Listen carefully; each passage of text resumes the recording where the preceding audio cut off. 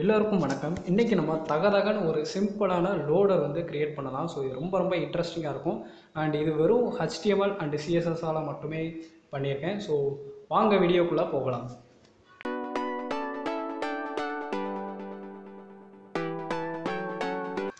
So video போகிறதுக்கு முன்னாடி CSS animation அப்படிங்கிறது யாருக்கும் சில பேருக்கு தெரியாமல் இருக்கலாம். இந்த சேனலுக்கு வந்து ஃபஸ்ட்டாக வந்தவங்க. ஸோ அவங்க வந்து பிளேலிஸ்ட்டில் போய்க்கோங்க. என்னோடய சேனலில் போய்ட்டு பிளேலிஸ்ட்டில் போய் பார்த்தீங்கன்னா CSS animation tutorial for beginners in English and Tamil இருக்கும். இங்கிலீஷ் வந்து வடக்கன்ஸ்க்குன்னு சொல்லி போட்டிருக்கேன், தமிழ் வந்து நம்ம பசங்களுக்காக. ஸோ அதை போயிட்டு பார்த்துட்டு அதுக்கப்புறம் இது வந்து பார்த்தீங்கன்னா உங்களுக்கு ரொம்ப ஈஸியாக இருக்கும். ஸோ இப்போது இந்த ப்ராஜெக்ட் வந்து நம்ம பண்ணுறதுக்கு ஒரு ஃபோல்டர் வந்து தேவை. ஒரு நியூ ஃபோல்டர் வந்து க்ரியேட் பண்ணிட்டேன். அதுக்கு வந்து லோடர் அப்படின்னு சொல்லி நானாக நேம் வச்சுக்கிறேன். நீங்கள் வந்து என்ன நேம்னாலும் வச்சுக்கோங்க. நெக்ஸ்ட் அதை வந்து விசுவல் ஸ்டுடியோ கோடில் போய்ட்டு ஜஸ்ட் ஓப்பன் ஃபோல்டர் கொடுத்துட்டு அந்த லோடர் அப்படிங்கிற ஃபோல்டரை மட்டும் நான் வந்து செலக்ட் பண்ணி ஓப்பன் பண்ணிக்கிறேன். இப்போ எனக்கு அந்த லோடர் அப்படிங்கிற ஃபோல்டர் வந்து ஓப்பன் ஆயிடுச்சு. நெக்ஸ்ட் எனக்கு வந்து 2 ஃபைல் தேவை. ஒன்று வந்து HTML, அதனால் index.html அப்படின்னு சொல்லி நானாக நேம் வச்சுக்குவேன். நீங்கள் என்ன நேம்னாலும் வச்சுக்கலாம்.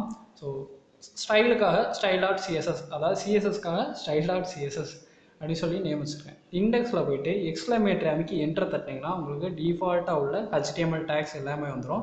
நான் இப்போ டைட்டில் மட்டும் சிம்பிள் லோடர் அப்படின்னு சொல்லி மாற்றிக்கிறேன். நெக்ஸ்ட் இந்த சிஎஸ்எஸ்ஸை என்னோட HTMLோட லிங்க் பண்ணுறேன். லிங்க் ரிலேட்டட் டு ஸ்டைல்ஷீட் href வந்து அந்த style.css அப்படிங்கிற ஃபைலை தூக்கி போட்டிங்கன்னா உங்களுக்கு HTMLோட CSS வந்து லிங்க் ஆகிடும். இப்போது அந்த HTML வந்து நான் வந்து ரன் பண்ணி காட்டுறேன்.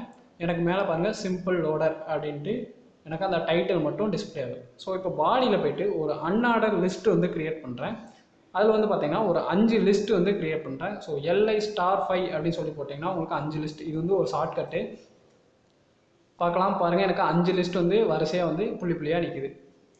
நெக்ஸ்ட் நான் வந்து என்ன பண்ண போகிறேன்னா பெயிண்ட் அடிக்க போகிறேன், அதாவது CSS ஸ்டைலிங் ஆட் பண்ண போகிறேன். ஸோ ஃபஸ்ட்டு வந்து அந்த பாடிக்கு வந்து கொஞ்சம் ஸ்டைலிங் அப்ளை பண்ணுறேன். ஃபர்ஸ்ட் ஆஃப் ஆல் டிஃபால்ட்டாக வெப்சைட்டில் வந்து கொஞ்சம் மார்ஜின் இருக்கும். அதை ரிமூவ் பண்ணுறதுக்காக மார்ஜின் 0 அப்படின்னு சொல்லி போட்டேன்னா எனக்கு அந்த மார்ஜின்லாம் ஓடி போயிடும். நெக்ஸ்ட் ஹைட் வந்து 100 VH அப்படின்னு சொல்லி கொடுத்துருக்கேன். இது ஏன் அப்படின்னா என்னோட டிஸ்பிளேயோட ஃபுல் ஹைட்டை வந்து எடுத்துக்கணும். என்ன டிஸ்பிளே ஆனாலும் பரவாயில்ல, எந்த சைஸாக இருந்தாலும் அது வந்து ஃபுல் ஹைட் எடுத்துக்கணும். நெக்ஸ்ட் எல்லா கண்டென்ட்டையும் நான் வந்து சென்டரில் கொண்டு வரப்போகிறேன். ஸோ ஜஸ்டிஃபை கண்டென்ட் சென்டர்னு போட்டால் ஹரிசாண்டலாக வந்து உங்களுக்கு சென்டரில் வந்து உட்காரும். அதே மாதிரி வெர்டிக்கலாக வந்து உங்களுக்கு சென்டரில் வரணும் அப்படின்னு சொல்லி பார்த்தீங்கன்னா அலைன் ஐட்டம்ஸ் சென்டர் அப்படின்னு சொல்லி போட்டிங்கன்னா உங்களுக்கு ஒய் ஆக்சிஸில் பார்த்தீங்கன்னா சென்டரில் வந்து உட்காந்துருச்சு. ஸோ சிம்பிள் ப்ராசஸ் தான்.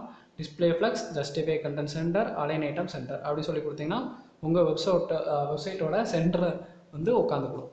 அதுக்கு வந்து நீங்கள் கண்டிப்பாக ஹைட்டு கொடுக்கணும். ஹைட்டு கொடுக்கலன்னா வந்து உட்காது. நெக்ஸ்ட் என்ன பண்ண போகிறேன்னா எல்லைக்கு வந்து கொஞ்சம் ஸ்டைலிங் கொடுக்க போகிறேன். எனக்கு வந்து கீழே இருக்குது பார்த்தீங்களா, எனக்கு ஒரே லைனில் வரணும்.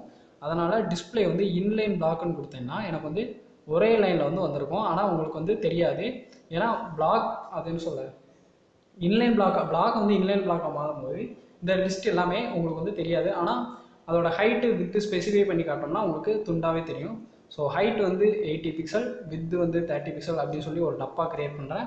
பேக்ரவுண்ட் கலர் என்னோட பிளாக் பிடிச்ச கலரை போட்டிருக்கேன். இப்போ பாருங்கள் உங்களுக்கு இந்த லிஸ்ட் வந்து அழகாக தெரியுது. ஸோ 5 லிஸ்ட் நான் க்ரியேட் பண்ணனால 5 டப்பா வந்து தெரியுது.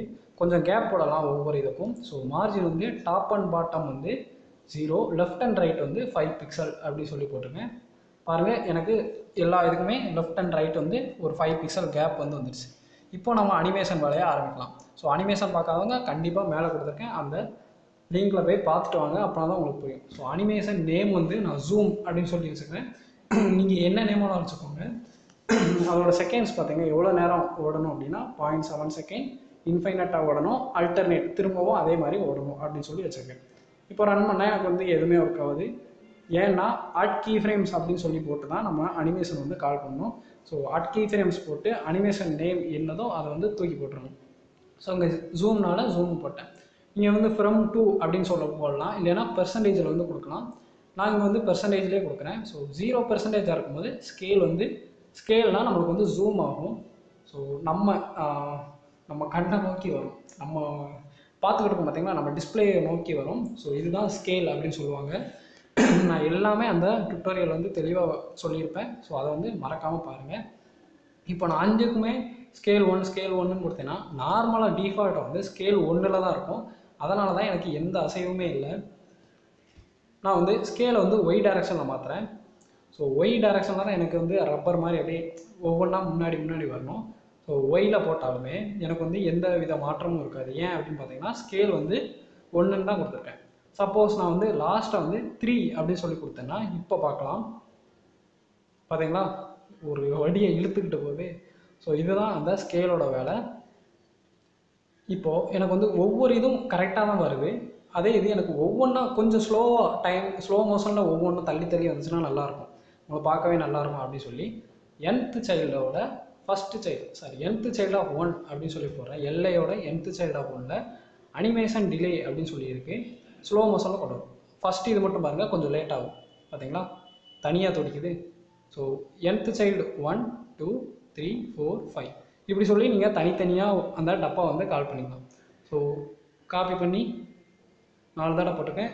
செகண்ட் சைல்டு வந்து எனக்கு 0.2 செகண்டில் கொஞ்சம் டிலே ஆகி வரணும் அப்படின்னு சொல்லி ஒவ்வொரு இதுக்கும் 0.1 செகண்ட் வந்து கூட்டிக்கிறேன். சரி, இப்போ பார்க்கலாம். பார்த்தீங்களா, அவ்வளோதான், முடிஞ்சிச்சு. ரொம்ப ரொம்ப சப்பையான விஷயம். ஸோ நீங்களும் ட்ரை பண்ணி பாருங்கள். அண்ட் இந்த வீடியோவில் ஏதாவது புதுசாக கற்றுக்கிட்டிங்கன்னா மறக்காமல் கமெண்ட் பண்ணுங்கள். அண்ட் அவ்வளோதான் இந்த வீடியோ உங்களுக்கு பிடிச்சிருந்துச்சுன்னா மறக்காமல் லைக் பண்ணுங்கள், ஷேர் பண்ணுங்கள், கமெண்ட் பண்ணுங்கள். அண்ட் இது வரைக்கும் நம்ம சேனலை சப்ஸ்கிரைப் பண்ணாதவங்க மறக்காமல் சப்ஸ்கிரைப் பண்ணுங்கள். அண்ட் எந்த வித ப்ராஜெக்டாக இருந்தாலும் தைரியமாக கொடுக்கலாம். நாங்கள் வந்து web development, app development, desktop applications, அப்புறம் பார்த்திங்கன்னா விஆர் ப்ராஜெக்ட்ஸ் எல்லாமே வந்து நாங்கள் வந்து பண்ணித்தரோம். ஸோ நம்பிக்கையோடு வாங்க, சீப் ரேட்டில் சிறப்பாக பண்ணித்தரலாம். பாய்.